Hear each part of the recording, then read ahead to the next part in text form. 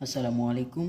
আজকে আমরা আলোচনা করব বাংলাদেশের ছোট গল্প, বাংলাদেশের কবিতা এবং বাংলাদেশের প্রবন্ধ থেকে বিগত বছরের সকল প্রশ্নোত্তর যেগুলো প্রাইমারি, বিসিএস অন্যান্য পরীক্ষায় এসেছিল। চ্যানেলটি সাবস্ক্রাইব করে সাথে থাকুন। যারা ভিডিওটি ফেসবুক পেজ থেকে দেখছেন অবশ্যই ফেসবুক পেজটি ফলো দিবেন। ভিডিওটি বারবার দেখতে থাকুন, ইনশাল্লাহ এখান থেকেই 100% কমন পাবেন। চলুন শুরু করি। আগুন পাখি উপন্যাসটি রচয়িতাকে? আগুন পাখি এটি রচয়িতা হাসান আজিজুল হক।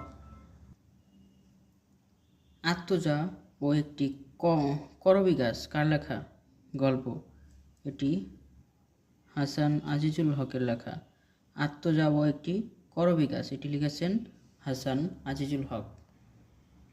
হাসান আজিজুল হকের ছোট গল্প গ্রন্থ কোনটি? ছোট গল্প গ্রন্থ